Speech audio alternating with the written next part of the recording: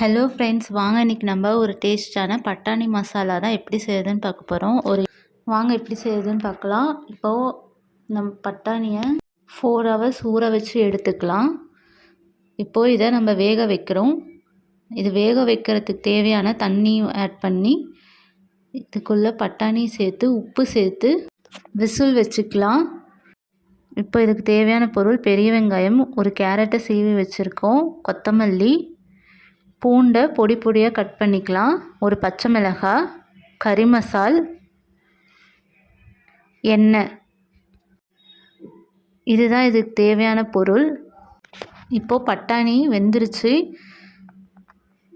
இந்த அளவுக்கு பட்டாணியை வேக வச்சு எடுத்துக்கலாம். இப்போது கடாயில் எண்ணெய் ஊற்றிக்கலாம்.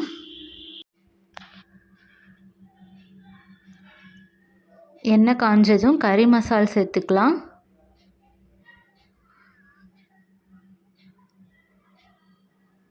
இப்போது பச்சை மிளகாய், பூண்டு இது ரெண்டும் சேர்த்திக்கலாம். சேர்த்து நல்லா மிக்ஸ் பண்ணிக்கலாம். இதில் இப்போ கேரட்டும் வெங்காயமும் சேர்த்து மிக்ஸ் பண்ணிக்கலாம். இது ரொம்ப நேரம் வேகணும்லாம் இல்லை, லைட்டாக மிக்ஸ் பண்ணிவிட்டு நம்ம பட்டாணியை சேர்த்துக்கலாம். இப்போது நம்ம வேக வச்ச தண்ணியோட இந்த பட்டாணியை சேர்த்துக்கலாம். சேர்த்து நல்லா மிக்ஸ் பண்ணிக்கலாம். இப்போது காரத்துக்கு கொஞ்சம் மிளகாத்தூள் சேர்த்துக்கலாம்.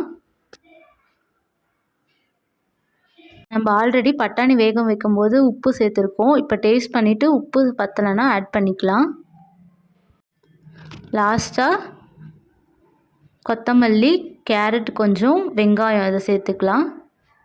ஒரு டேஸ்டான பட்டாணி மசாலா ரெடி ஆகிடுச்சு. கண்டிப்பாக ட்ரை பண்ணி பாருங்கள், உங்களுக்கு பிடிக்கும். நம்ம சேனலை சப்ஸ்கிரைப் பண்ணாதவங்க சப்ஸ்கிரைப் பண்ணிக்கோங்க. இந்த வீடியோ உங்களுக்கு பிடிச்சிருந்தால் லைக் பண்ணுங்கள், ஷேர் பண்ணுங்கள், கமெண்ட் பண்ணுங்கள். Bye friends.